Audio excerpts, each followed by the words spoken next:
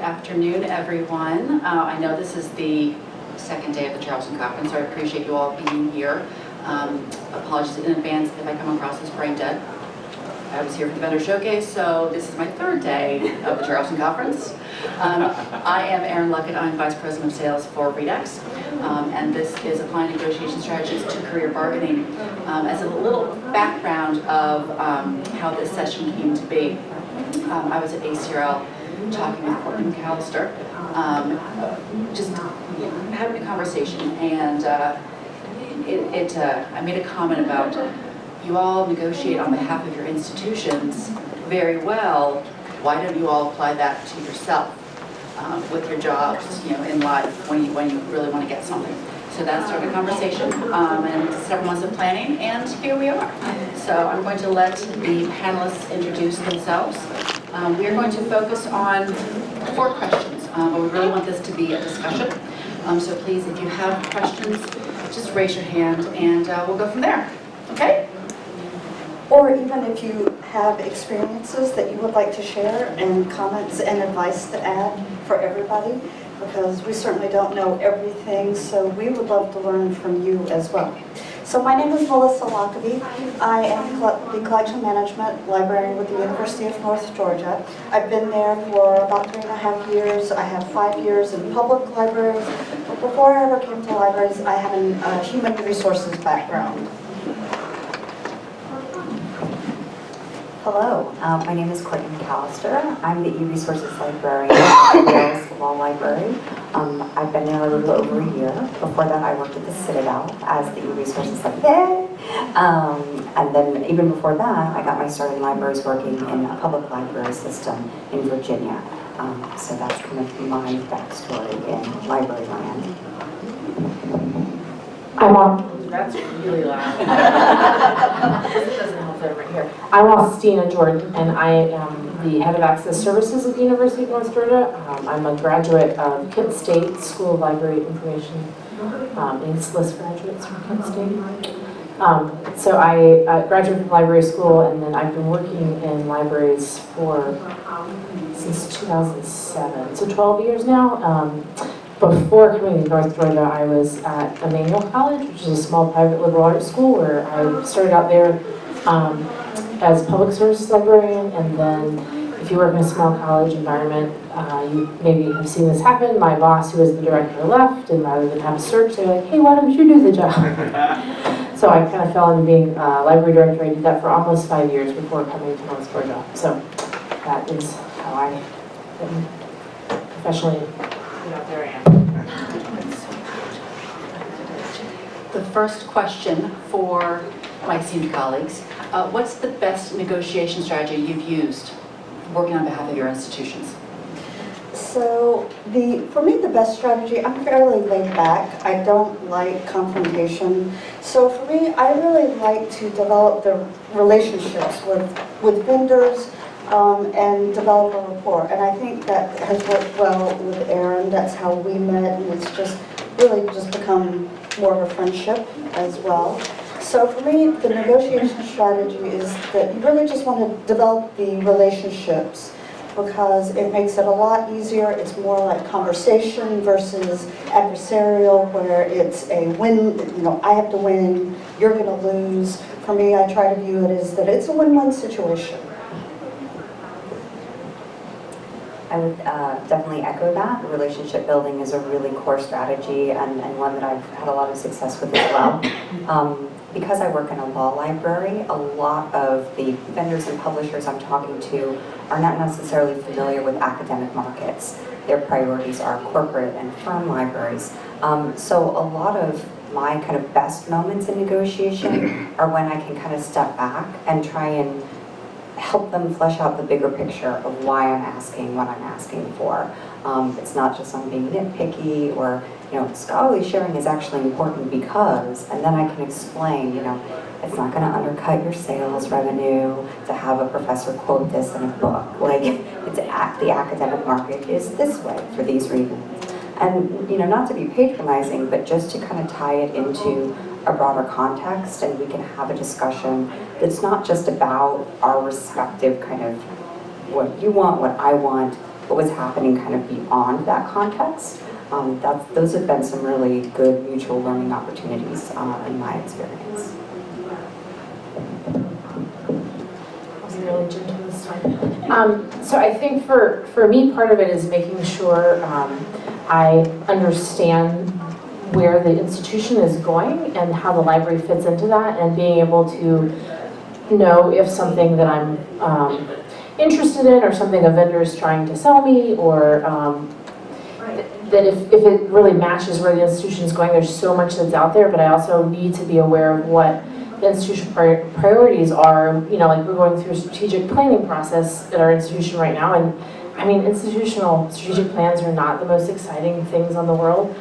They can be pretty boring, but they're really important for how dollars get allocated, and so I think it's important that we not be so inward focused on what's going on in the library, but how do we fit into the big picture of the institution? How do the departments work together or not? And what are the different tensions that sometimes exist there? And so I think being aware of the institution as a whole is very, very important, so that you can know when to say no to things. You're like, that's not really where we're headed right now. That's not suitable for our students.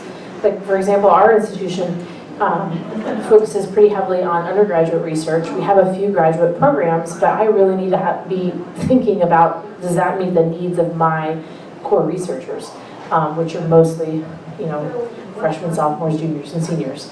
And so I think making sure that the people I'm engaging in negotiations with really understand who my users are. As a follow-up question to that, Austin, I'm going to call you out. The next question of how did you learn how to bargain for yourself? You mentioned the strategic planning, strategic mission for University of North Georgia. Do you or have you asked yourself that, and maybe this is a question for the room, of what is your strategic plan? What is your own strategic mission for your career and what you want? So I did not grow up thinking I was going to become a librarian. I used to tell people I wanted to be a lawyer. I don't really know why, but I was like, oh, that's not, because there's only so many jobs you know about when you're in middle school.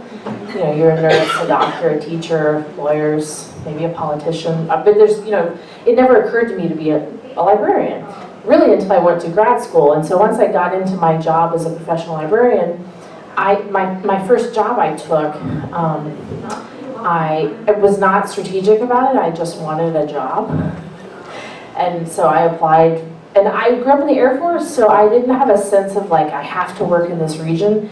I mean, I applied for jobs in Minnesota, in Alabama, out west, like all over the place, because I was like, maybe somebody will give me a job. And so eventually I got the job that I got, and my sister lived kind of in the area, and I had other family, so I thought, well, I can move there. I didn't know a soul. I moved from Columbus, Ohio to Northeast Georgia to a town of less than 1,000.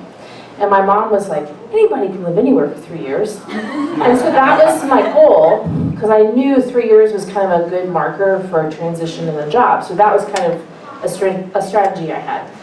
But then I ended up marrying a coworker, and he's extremely entrenched in our community. And so I knew when I made this decision, like, I'm going to live here probably for the rest of my life. He's the mayor of the town we live in, so we're seriously, we're never going anywhere. So I knew, like, I have to be really strategic about my time at this college. I didn't necessarily think I was going to stay at Emmanuel for the rest of my life. The school had some really difficult financial problems, but over the course of those years that I worked there, almost a decade, I got to do some stuff, like I wrote the QEP for our institution. If you're a SACS accredited school, you know what a QEP is. You might know what a QEP is, Quality Enhancement Plan. So it's a really important part of SACS reaccreditation. And I sort of at the time felt like I was being forced to, or I was being voluntold with a little bit of money attached to it. Not a lot, but a little bit to make it sort of worth it. But I also had a conversation with someone when I was trying to make the decision, and he said, who had experience kind of mentoring and helping people write QEPs, he said, I don't know anybody who's ever written a QEP, regardless of the health of their institution, that it was a bad thing for their career. I was like, oh, okay, so he kind of put some things in perspective for me. And so at that point, like, I knew over the course of those years, and to a certain degree, finishing that project gave me confidence to apply for the job I have now at UNG. And so I kind of got to a place a few years in, like I know I'm always going to have to live in this region, and so I started to think about like, if I'm going to job search, where am I going to go? And so I knew an hour was it, like I can't drive more than an hour to work.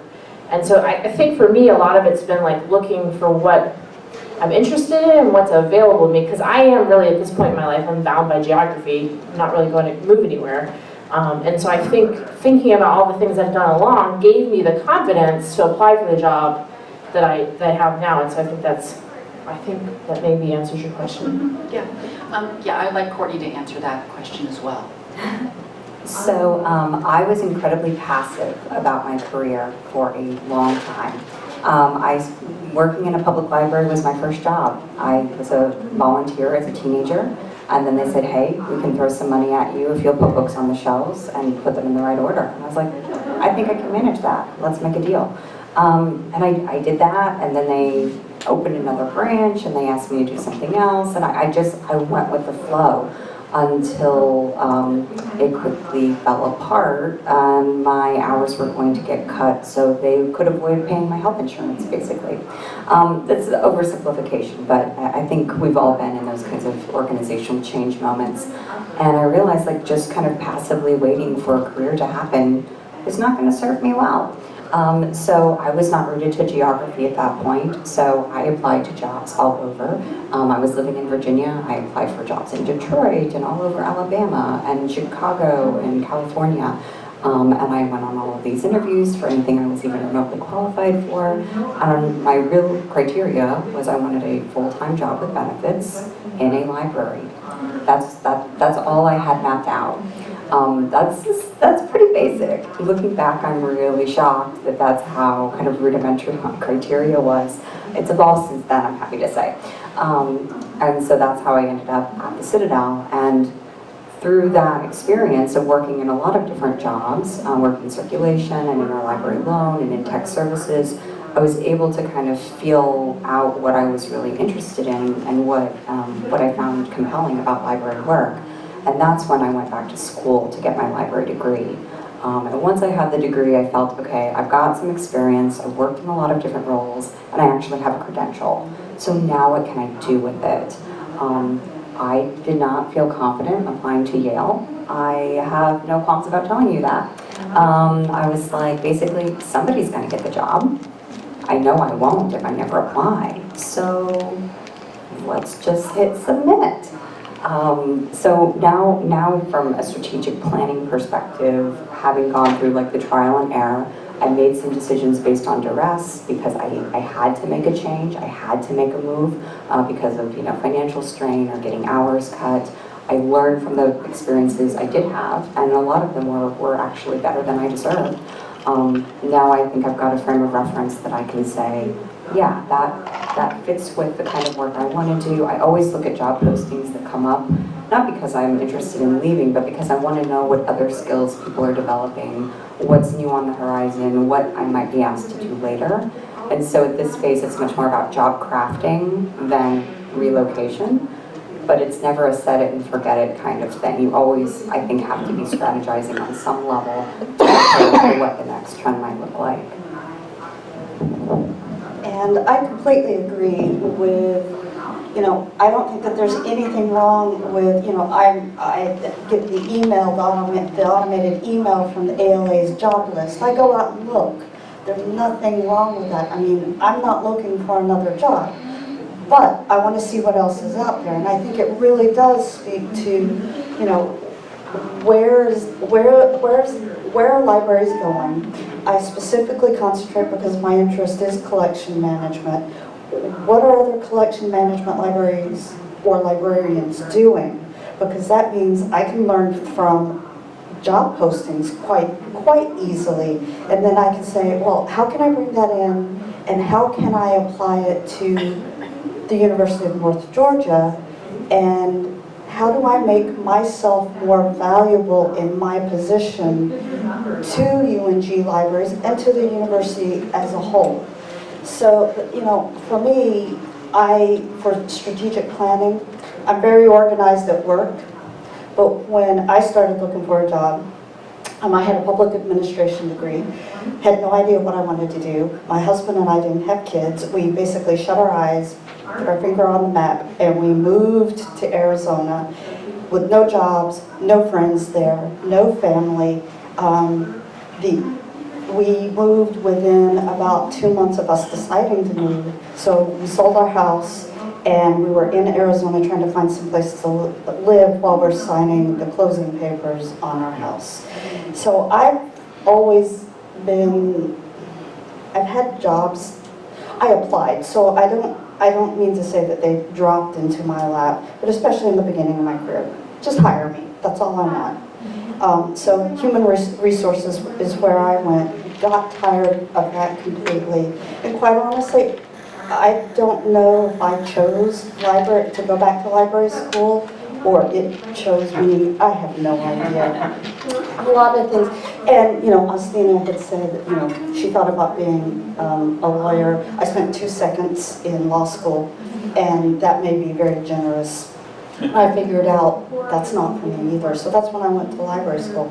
So really, what's odd for me is that I have had no strategic plan for my career, quite honestly, up until the University of North Georgia. I was hired as a reference and instruction librarian.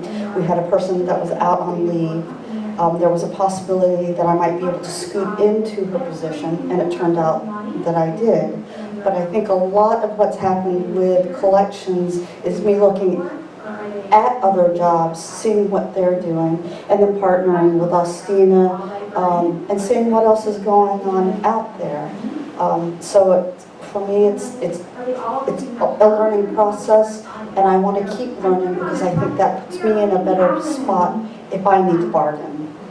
I'm going to move along to the next question of what are some questions that you asked yourselves before you pursue a new opportunity? And that could be at a new institution, or if you want to get some more responsibilities in your current job and you have to have a conversation with your supervisor, with your boss. What do you consider? So it's always interesting. I feel that people leave jobs for a reason. You still may be happy with the people that you work with. You still may be happy with the public library or the institution where you are. But if you really sit down and take a look at it, you're leaving for a reason. So for me, I was very tired of working in a public library. I was burnt out, and I wanted to move. So that was the other thing, is that I knew I wanted to move, and I was very flexible about moving. I didn't care whether it was going. I was living in Arkansas at the time. I didn't care if we moved back to Arizona. I was willing to go to Washington State. Obviously, I ended up in Georgia. So I applied quite a few places. Yes, I look at salary. Who doesn't? I mean, you have to make a living. You have to live. But that wasn't my number one thing. I wanted a job that I felt like, here are the job duties that I could own. I wanted the job that was mine and not just, oh, here you are, we're going to drop you into an instruction position and you can teach. I wanted something that meant a lot to me, as well as the university. So I think it was a nice trade. I look for something where I want to do it, it interests me, but where I feel like my interests align with the university or with the institution wherever I'm going. So for a job change, the first thing I look at is job culture. What's the library like?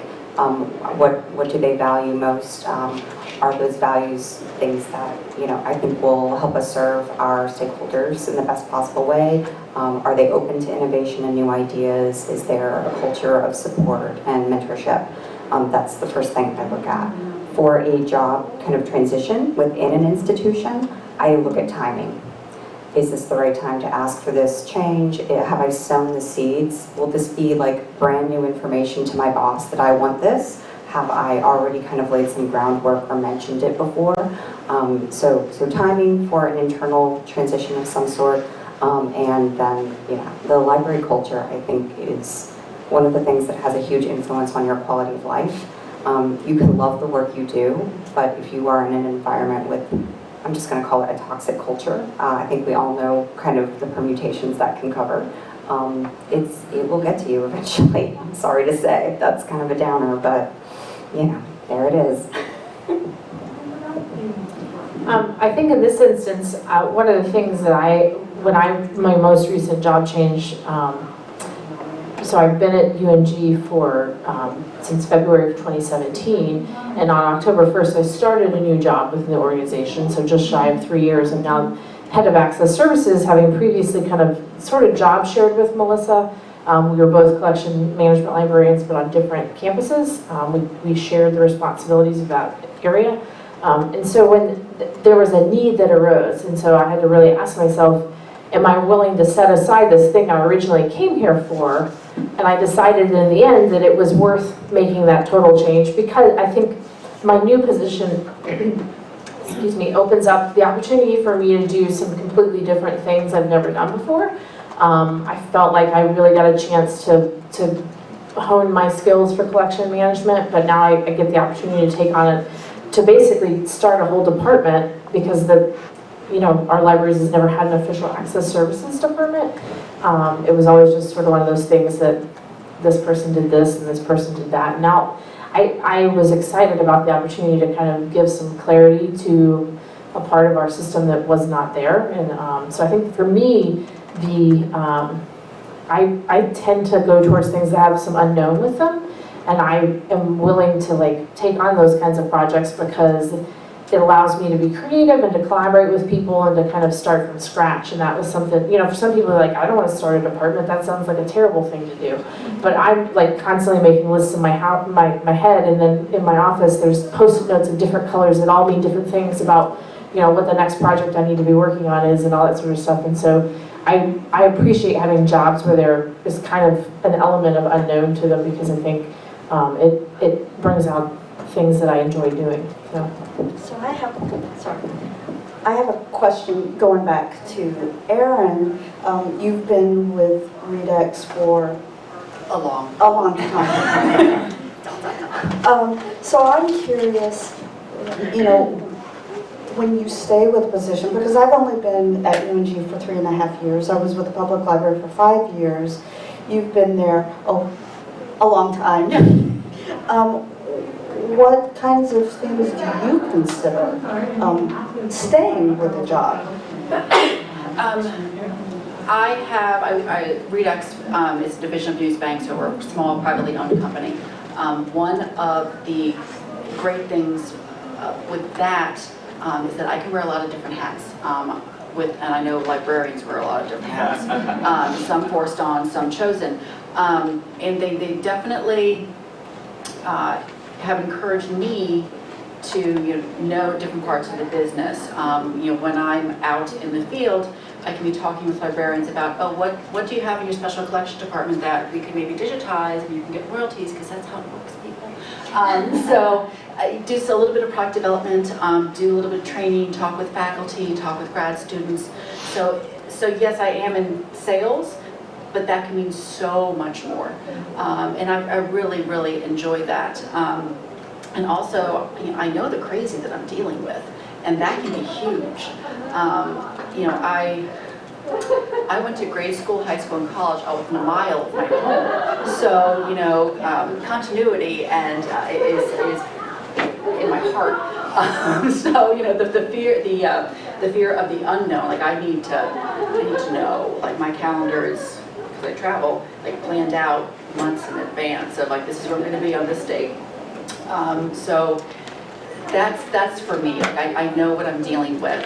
I know what I can get away with. That's one of the perks of being in a company for 17 years. So have you learned bargaining strategies from working with other librarians that you've applied to your job? Yes, definitely the open communication, lines of communication, being direct, not forceful, but direct. Know what you want. Have a list of, okay, these are my top 5, top 10, but within that list, what are the deal breakers? Like, what do you really, really want? Which are, okay, this would be nice to have, but if I don't have it now, can we talk about it again in 6 months, 9 months, a year? But know that, okay, if that is a skill that you want to grow or want to learn, that it's not, you don't see it coming down the pipe at all. But it's something that you really, really want to do. You have to ask yourself, okay, is it time for me to leave? Like, should I be looking elsewhere? Because if you're not getting support from management, from your colleagues, then that, does that culture become toxic for you? So yeah, should we move on to the last question? So what's a bargaining or negotiation skill that you'd like to learn or develop? So I think this is a fairly easy question for me because I'm more than willing to listen to other people talk about themselves. I don't like talking about myself, and I'm in a tenure track position now. I'm not tenured yet. And I think one of the hardest things about putting together this tenure portfolio is sitting down and saying, yay, here's what I've done. Look at me, because in this case, it really is all about me, and I'm not good at it. I kind of want to believe that, here's what I've done. You should have noticed that I shouldn't have to tell you, and I don't want to brag about it. So, and that's not to say that I have tons to brag about either, but I don't like putting myself forward, which means it makes it very hard for me to stand up and bargain to say, well, I've done this, or I instituted this practice or this project, and maybe looking at my job description to change some of the duties that I'm currently doing and focusing in on a different area. I'm not good at that. So I would like to be able to put myself forward much better, present myself. Can I jump in for just a minute? Promote yourself. No one is going to be a better promoter of you than you. Document everything. If you start a project, if you work on a project, if you've partnered with someone, whether it's at your institution or at another institution, document it. Do it in email. From a female in the business industry, there are times when others will try to take credit for things, and you have to be like, nope, sorry, here you go. So again, be kind, be nice, but keep the receipts. So. Absolutely. Self-promotion is an ongoing struggle and something I strive to develop as well. Kind of along the same lines, the skill I want to improve in myself is limiting the relationships between the kinds of skills and tasks I do and what is happening in other fields and industries that might value those things differently, aka more highly. Things like assessment and data management and project management, all of these things that we do just as a part of our daily lives in our libraries, they seem kind of normal to us, but in other industries are valued in a very different way and carry very different kinds of authority and job titles. And I think, going forward, one of the things I want to improve on is making those kinds of comparisons when I am talking to my director and other people I work with, just so we have a broader frame of reference for the kinds of value that the skills we are all developing mean in a bigger picture. I think for me, part of it is knowing when to circle back when someone said no, or like, I don't think so, which if you have kids, like, we'll talk about that tomorrow, or, which is just a no. I think it's, because sometimes you maybe ask the question, or the timing of the ask isn't right. I learned pretty early on in my career, not in libraries, but the work I was doing before. I worked at a college in Ohio in the student development side of things, and I learned pretty early on that oftentimes the way that people react to you, especially if it's in a negative light, is oftentimes not necessarily about you. And so the example, I tell this story about my first boss, and he was really unkind to me very early on in my time at that job. But later in the week, I went got into this huge argument with the college president moments before he had this conversation with me. And that was pivotal in me understanding, like, oh, now A, his behavior towards me was not appropriate, but B, it had nothing to do with me, and it had to do with the fact that he was really pissed at the president. And so I think that the idea of like the timing and what else is going on, that sometimes you get told no because it's just the timing's off.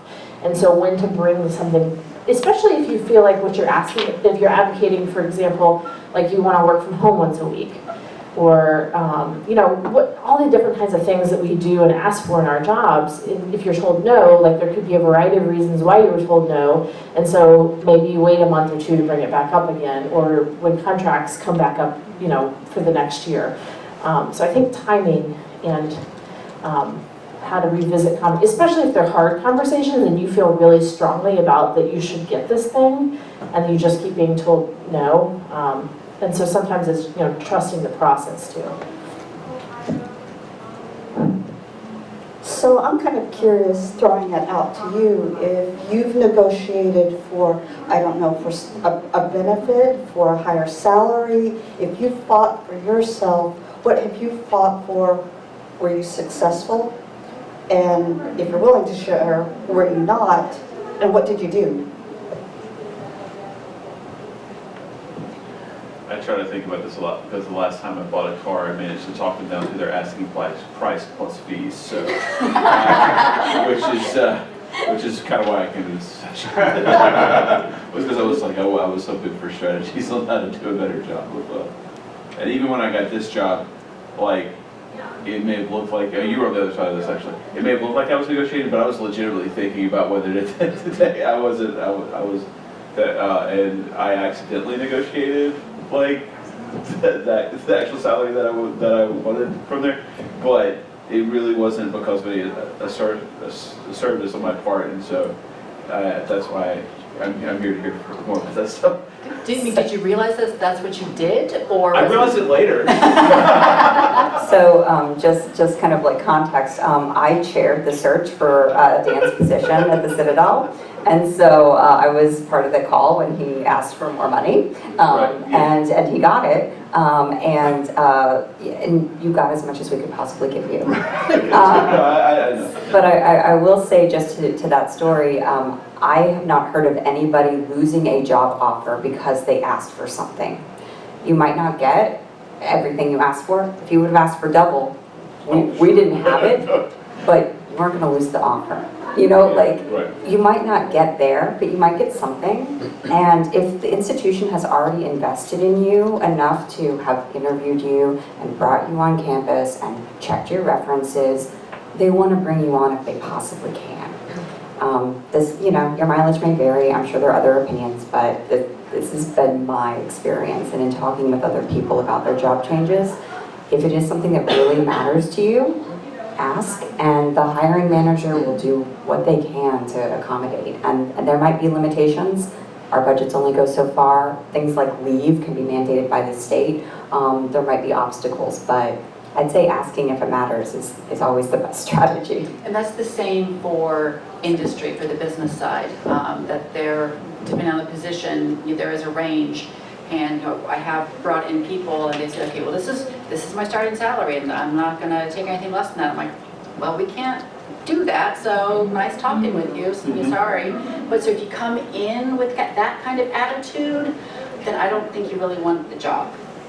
So, yeah. When I took my first position at Emmanuel, the initial offer they gave me was kind of a traditional faculty contract. It was going to be for 9 months, and it was, the salary it was, and I was like, that it wasn't going to be enough money. And so at the time where I was working, I had a few, and I was working on the student development side of things. I was not working in academics, and I'd had some brief interactions at various points with the vice president of academic affairs at that school, and she was a really smart woman. She was really like focused, and I really respected her. And she didn't know who I was from anybody, but I had this like I should go ask her if you know if I was on the other if she was on the other side, like what would she tell me to do? And so I made an appointment with her secretary. She gave me 10 minutes. I mean, literally, that was all I got. But I told the secretary what I wanted to talk to her about, and she was really frank with me, and she gave me 3 really, like, she said, ask for a full year contract, and kind of a traditional 12-month contract, and, you know, and see if they'll, so that basically it would add 3 more months of salary, so they're gonna get me for that, and she says, and ask for moving expenses. Because even though that's not really salary, she says, it's an upfront expense, and you're moving from Ohio to Georgia, you're by yourself, like that's a big expense. And so I went back, and they didn't give me a 12-month, they gave me 11 months, but so I got 2, and I felt like I sort of felt like I won. I was like, oh, okay, so then I felt okay taking the job, and they gave me moving expenses. But I never, you know, at 25 years old, it didn't occur to me to ask any of those kinds of things. And so I think for me, the strategy really is maybe not the negotiating, but who you surround yourself with. Mm-hmm. And I think this kind of segues into one of the things that we've talked about is look for people to mentor you. And don't be afraid to ask questions of people. I found as a librarian that other librarians are super willing to help and talk through what their experiences have been like.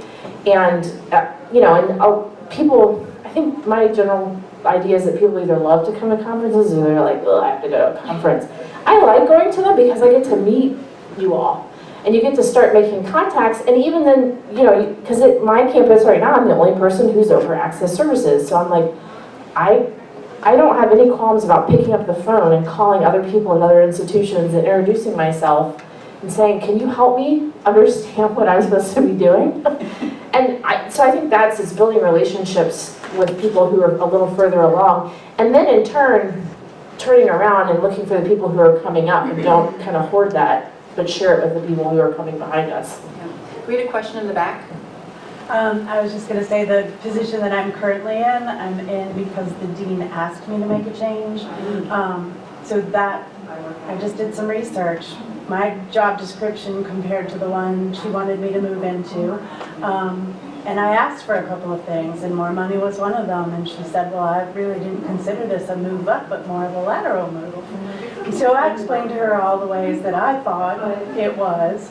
And even though she didn't see it that way at first, I think she respected the work that I put into it. Then we also had a conversation, if we can't come up with the money you want, what else would you take? Mm-hmm. Work from home, more vacation time. Yeah. You know, I'm flexible. Yeah. They did end up coming up with the money, so that was where we left it. But It's good though. Yeah, I think that's excellent because, you know, you asked. You know, one of the things you have to be prepared though, when you ask, is there's a likely possibility that they're going to say no. You know, whether the money's there or not, because sometimes it's just not there. So what are you prepared to do when they say no? And you know, we talked about, do you give an ultimatum? I want this or I'm out of here. If you say, I want this, and if you say no, I'm gone, be sure you really mean it. You know, but there are other things that you can bargain for. You know, even if you feel like that you're taking a step back, you make the job your own. You know, whether you get paid for what you think you're valued, make the job your own, because you never know where it's going to lead, whether it's in your current position, but it can go to other things outside, so it gives you more bargaining leverage in another position. So, Jason, you had a question? Yeah, so I work at the University of Washington, and in the last few years, I was approached about serving on a committee, familiar territory for most of you, I'm sure.